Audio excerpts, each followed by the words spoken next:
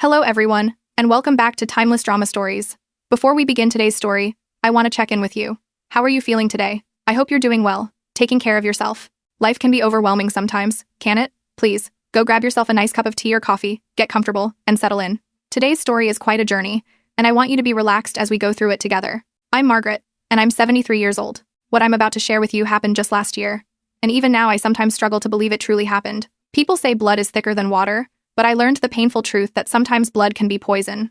The moment everything changed began on a quiet Tuesday afternoon. I was standing in my kitchen, wiping down the counter, when the phone rang. It was Thomas, my son-in-law, Catherine's husband. Thomas is the kind of man whose voice almost never shakes, steady and calm no matter the situation. But that day, it shook. "Margaret," he said, breath uneven, "you need to come to the hospital right now. It's about Catherine and Patricia. Something bad has happened." My heart dropped so suddenly I had to grip the counter to stay upright.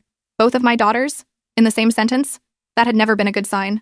I grabbed my purse with trembling hands. My husband Harold, hearing the fear in my voice, hurried over immediately. "I'll drive," he said firmly, already reaching for his keys. And thank God he did, my hands were shaking too badly to drive anywhere. During that 15-minute car ride, the world outside the window felt strangely distant, like I was watching my own life from the outside. My mind raced through decades of memories, desperate to understand how we had arrived at this point. How had Patricia, my emotional, sensitive, unpredictable youngest daughter, become someone who could put fear in Thomas's voice?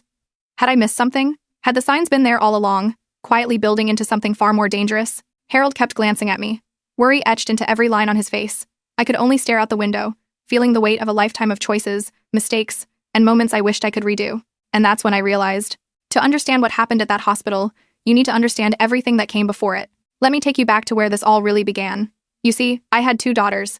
Catherine was my eldest, born when I was 25. She was independent, smart, always so determined. Then 5 years later came Patricia. From the moment Patricia could walk, she seemed to exist in Catherine's shadow, and I think that shaped everything that came after. When Catherine was 16, she won a regional art competition. The whole family was supposed to go to the award ceremony. The morning of the event, Patricia, who was 11 at the time, suddenly developed a mysterious stomach ache. She was crying, clutching her belly, insisting she needed to go to the emergency room. We rushed her to the hospital. After 3 hours of tests, the doctors found nothing wrong. By the time we left, we'd missed Catherine's ceremony entirely. Catherine never said much about it, but I saw the hurt in her eyes. Looking back now, I realized that was just the beginning of a pattern I was too blind to see. When Catherine graduated high school as valedictorian, Patricia fainted during the ceremony. When Catherine got engaged to her wonderful husband Thomas, Patricia announced at the engagement party that she was moving to Paris to become a model. She wasn't. She stayed local, but she'd successfully shifted everyone's attention to her dramatic announcement. I should have seen it. I should have protected Catherine more. But Patricia was always so fragile, so emotional, and I thought I was being a good mother by giving her the support she seemed to need. Here's something I want you to think about. Have you ever loved someone so much that you made excuses for their behavior? Have you ever chosen peace over truth because confronting reality was just too painful? I did. For decades. Catherine grew up, got married, built a beautiful life. She became a nurse practitioner, bought a lovely home with Thomas in a quiet suburb. Patricia bounced from job to job, relationship to relationship. She'd call me crying at 2 a.m. about some crisis or another. I'd comfort her, send her money, make excuses for why she couldn't keep anything stable in her life. Then, 2 years ago, Catherine told me she and Thomas were expecting their first child. She was 42 years old. They'd tried for years, gone through fertility treatments, suffered through 2 miscarriages. This pregnancy was their miracle. I was overjoyed. I was going to be a grandmother.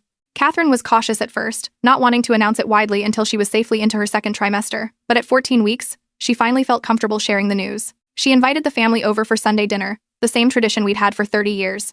I still remember that evening. Catherine had made her grandmother's recipe for pot roast. The house smelled wonderful. Patricia arrived late, which wasn't unusual. She'd recently broken up with her boyfriend of 3 months and had been particularly dramatic about it. Catherine stood up, glowing with happiness, and said, "Thomas and I have some wonderful news to share. We're expecting a baby in January." The room erupted in joy. I started crying immediately, hugging Catherine tight. My husband Harold was beaming. Thomas's parents, who we'd invited, were congratulating them both. And then Patricia stood up from the table. Her face was pale, and she put her hand to her mouth. "I think I'm going to be sick," she whispered. Then she ran to the bathroom. We all paused, concerned. Patricia was in there for 20 minutes. When she finally came out, her eyes were red and puffy. "I'm so sorry," she said to Catherine. "I don't want to ruin your moment, but I need to tell you all something too. I'm also pregnant. About 6 weeks along." The energy in the room shifted instantly. Everyone's attention turned to Patricia. Her dramatic tears, her trembling voice describing how scared she was, how she didn't know what to do because the father, her ex-boyfriend, didn't want anything to do with the baby. I watched Catherine's face fall. That glow dimmed. She smiled and said all the right things, congratulating her sister, but I could see it. Patricia had done it again. Over the next few months, Patricia's pregnancy became the center of every family gathering. She had constant complications, always needing someone to drive her to appointments, always having some emergency. Meanwhile, Catherine's pregnancy progressed beautifully and quietly. Catherine never complained, never drew attention to herself. But I noticed something odd. Patricia's due date kept changing. First she said June, then July, then back to June. Her belly seemed to grow and shrink depending on the day. When I asked to go with her to a doctor's appointment, she always had an excuse. Then, 3 months ago, everything exploded. Catherine went into labor 2 weeks early. It was January 14th, a Tuesday evening. I rushed to the hospital with Harold. Thomas's parents came too. We were all in the waiting room, anxious and excited. Patricia showed up an hour later, her belly looking quite large under her coat. She seemed agitated, pacing back and forth, constantly checking her phone. Catherine's labor was long, 18 hours. We all took turns going in to see her, offering support. Patricia went in once, stayed for 5 minutes, then came out saying the hospital smell was making her nauseous. Finally, at 3 in the afternoon on January 15th, baby Eleanor was born. 7 pounds, 3 ounces, perfect in every way. Catherine was exhausted but radiant. Thomas was crying with joy. I held my granddaughter and felt a love I'd never experienced before. We were all in Catherine's room, taking turns holding Eleanor, when Patricia burst through the door. Her coat was open now, and her belly was gone. Completely flat. She was wearing a loose sweater, but it was obvious. "Patricia," I said slowly, staring at her stomach. "Where's your baby?" She froze. Her eyes darted around the room at all of us, staring at her. Then she burst into tears. "I lost the baby," she sobbed. "Last week. I didn't want to tell anyone because I didn't want to ruin Catherine's happiness." Catherine, exhausted from labor, still managed to reach out to her sister. "Oh, Patricia, I'm so sorry. Why didn't you tell us? We would have been there for you." But something didn't feel right to me. I'd had 2 children myself. I knew what a body looked like after a late-term miscarriage. Patricia looked like she'd just taken off a costume. After we all left the hospital that night, I couldn't sleep. I kept replaying everything in my mind. The next morning, I did something I'd never done before. I called Patricia's apartment manager, a woman named Mrs. Chen, who I'd met several times when helping Patricia move in. Mrs. Chen and I had developed a friendship over the years. She was about my age, wise, always observant. "Mrs. Chen," I said, "I need to ask you something, and I need you to be completely honest with me. Have you seen Patricia appear pregnant over these past months?" There was a long pause. Then Mrs. Chen sighed. "Margaret, I wasn't sure if I should say anything, but no, I've seen Patricia almost every day. She's never looked pregnant. Sometimes she wears what looks like a pillow under her clothes when she leaves, but I've seen her come back without it." My blood ran cold. My daughter had faked an entire pregnancy. Why? Can I ask you something? Have you ever had that moment when everything you thought you knew about someone suddenly shifts? When you realize you've been looking at them through rose-colored glasses and suddenly those glasses shatter? That's where I was. I didn't confront Patricia immediately. Instead, I started paying closer attention. I visited Catherine and Thomas often, helping with baby Eleanor. Catherine was a natural mother, but she was also exhausted, overwhelmed with the adjustment. Patricia came by once in those first 2 weeks. She stayed for 10 minutes, held Eleanor awkwardly, made an excuse about a work emergency, and left. She didn't come back after that. Then, about 3 weeks after Eleanor's birth, Catherine called me in tears. "Mom, someone's been leaving things on our porch. Baby items. A blanket yesterday, a stuffed animal today. There's no note, no name. It's creeping us out." "Did you check your security camera?" I asked. "We don't have one yet. We kept meaning to install one but haven't gotten around to it." I told her to call the police non-emergency line and report it, just to have it documented. That night, I drove to Catherine and Thomas's house and helped Thomas install a simple doorbell camera. For 2 days, nothing happened. Then, on the 3rd night, the camera caught someone. It was 1 in the morning. A figure in a dark hoodie approached the porch and left a onesie. The person looked directly at the camera for just a moment before hurrying away. It was Patricia. Catherine was shaken when I showed her the footage. Why would she do this? Why so late at night? Why not just give gifts normally? I didn't have answers. But it got worse. A week later, Catherine found a note taped to her mailbox. It was written in cut-out magazine letters, like something from a ransom note in a movie. It said, "She should have been mine. You don't deserve her. Watch your back." That's when we went to the police. The officer who took the report was professional, but clearly concerned. "Has your sister made any direct threats?" he asked Catherine. "Not exactly," Catherine said. "But she's been acting strange, and there's something else I haven't told anyone. A few days ago, I woke up at 2 in the morning because I heard Eleanor fussing. When I went to her nursery, I could have sworn I saw someone outside the window. We live on the 2nd floor. I thought I was imagining things, but now I'm not so sure." The police increased patrols in Catherine's neighborhood. We were all on edge. I tried calling Patricia multiple times, but she wouldn't answer. I went to her apartment, but she wouldn't open the door. Mrs. Chen told me she'd seen Patricia leaving at odd hours, always looking disheveled and frantic. Then came the day that changed everything. It was a Thursday afternoon, exactly 6 weeks after Eleanor's birth. I was at Catherine's house, helping her fold laundry while Eleanor napped upstairs. The doorbell rang. Catherine went to answer it. Through the doorway, I could see Patricia standing there. She looked terrible. Her hair was unwashed, her clothes wrinkled, her eyes had dark circles under them. "Can I please see Eleanor?" Patricia asked. Her voice was strange, flat, almost mechanical. Catherine hesitated. "Patricia, have you been leaving things on our porch?" Did you write that note? Patricia's face didn't change. I just want to see the baby. My baby. She was supposed to be mine. Patricia, what are you talking about? Catherine's voice was shaking now. You always get everything. Patricia's voice suddenly rose to a scream. You were the smart one, the pretty one, the successful one. I was supposed to have something too. I was supposed to have a baby, but you took that from me too. I didn't take anything from you, Catherine said, trying to stay calm. You were never actually pregnant, were you? Patricia lunged forward, trying to push past Catherine into the house. Catherine stumbled backward. I ran to the door, putting myself between Patricia and the stairs that led to Eleanor's nursery. Patricia, you need to leave right now, I said firmly. This isn't right. You're not well. Let me help you get help. Patricia looked at me with eyes I didn't recognize. You never loved me as much as her. Admit it. Catherine was always your favorite. I was just the annoying little sister who could never measure up. My heart broke. That's not true. I love you both equally. But Patricia, this behavior, it's not okay. You need to talk to someone. A professional. I don't need help, Patricia screamed. I need my daughter. The universe owes me a baby. It's not fair. Thomas had heard the commotion and came running from his home office. I'm calling the police, he said, phone already in hand. Patricia's face changed then. She looked panicked, turned, and ran to her car. She sped off before the police arrived. When the officers came, we told them everything. They took notes, took the threatening note as evidence, asked if we wanted to file a restraining order. Catherine was crying.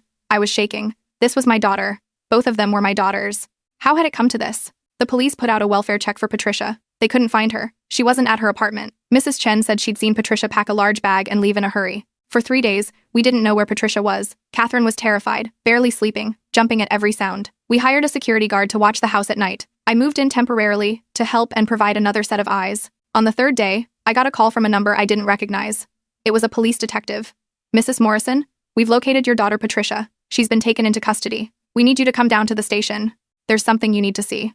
My husband Harold drove me there. I felt like I was moving through a fog. At the station, the detective led us to a small room with a table and chairs. She sat down across from us with a tablet. Mrs. Morrison, 3 hours ago we located Patricia at a storage facility about 40 miles from here. She'd rented a unit under a false name 6 months ago. We obtained a warrant and searched it. What we found is deeply concerning. She turned the tablet to show me photos.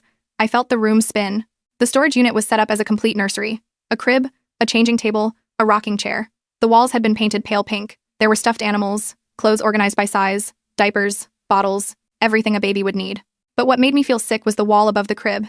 In careful, hand-painted letters, it said Eleanor's room, welcome home, my sweet girl. Oh my God, I whispered. There's more, the detective said gently. She swiped to show me a journal they'd found, page after page of Patricia's handwriting, detailed plans. Day 1, confirmed Catherine is pregnant. The baby should be mine. I deserve this. Day 45, started wearing the pregnancy pillow. Everyone believes it. This is working. Day 120, I'll wait until the baby is born, then I'll take her. Catherine won't be able to stop me. She'll understand that I'm the better mother. Let me ask you something. Have you ever had to face the reality that someone you love is capable of something truly frightening? That the child you raised, who you thought you knew, is actually someone else entirely? The detective continued. Patricia has been charged with stalking, harassment, and attempted kidnapping conspiracy. When we found her in the storage unit, she was having what appears to be a psychotic episode. She was holding a baby doll, rocking it, calling it Eleanor. She's been taken to a psychiatric facility for evaluation. I couldn't speak. Harold held my hand tightly. Finally, I managed to ask, what happens now? She'll undergo a full psychiatric evaluation. Based on what we've seen, she's clearly not mentally stable. The district attorney will decide on charges, but given her mental state, she'll likely be committed to treatment rather than incarcerated. However, your other daughter will need to obtain a restraining order. Patricia cannot have any contact with her or the baby. The next few weeks were a blur. Catherine got the restraining order. Patricia was indeed committed to a psychiatric facility. The diagnosis was a delusional disorder compounded by a personality disorder that had gone untreated for years. The psychiatrist said the fake pregnancy was a manifestation of her obsession and delusion that she deserved Catherine's life. I visited Patricia once at the facility, about a month after everything happened. She was medicated, calmer, but still not herself. She looked at me with these hollow eyes and said, I just wanted to be special too. Mom, I just wanted something that was mine. You are special, Patricia, I told her, tears streaming down my face. You always were. But you needed help, and I failed to see that. I enabled your behavior for so long. I made excuses, and I'm so sorry. She didn't respond, just looked away. Now, here's what I want you to understand. Sometimes love isn't enough. Sometimes the kindest thing we can do for someone is to stop making excuses and insist they get help. I spent decades protecting Patricia from consequences, thinking I was being a good mother. But what I was actually doing was allowing her problems to grow until they became dangerous. Patricia remains in the facility. She'll be there for at least another year, possibly longer. She started treatment, though progress is slow. The doctors say she may never fully accept responsibility for what she did. Catherine is doing better. Eleanor is now 7 months old, healthy and happy. Catherine still has nightmares sometimes, still checks the locks multiple times before bed, but she's healing. Thomas has been incredible support for her. As for me, I'm learning to forgive myself. I go to therapy now, working through the guilt and the complicated grief of losing one daughter to mental illness while trying to support the other through trauma. Mrs. Chen, bless her heart, has been a wonderful friend through all of this. She comes over for tea twice a week, and we talk about everything and nothing. The other day, Catherine brought Eleanor over for a visit. As I held my granddaughter, watching her smile and coo, Catherine said something that stuck with me. Mom, none of this was your fault. Patricia made her own choices. Yes, she needed help, but ultimately she chose not to seek it. She chose to act on her delusions instead of reaching out. You can't blame yourself for that. Maybe she's right. I'm trying to believe that. Before we end today, I want to ask you to do something. If you've made it this far in my story, could you leave a comment letting me know? Just a simple hello, or share if you've ever dealt with a difficult family situation. It helps me feel less alone to know others have walked similar paths. And here's my final thought for you today. Family is complicated. Love is complicated. Sometimes the people we love most are the ones who hurt us deepest. But we have to remember that protecting someone from consequences isn't love. Real love sometimes means letting someone face the natural results of their actions, even when it's painful to watch. If someone in your life is showing warning signs, exhibiting concerning behavior, please don't brush it off. Don't make excuses. Encourage them to get help. Insist on it if necessary. I wish I had done that with Patricia decades ago. Maybe things would have turned out differently. Thank you for listening to my story. It wasn't easy to share, but I hope it helps someone out there who might be going through something similar.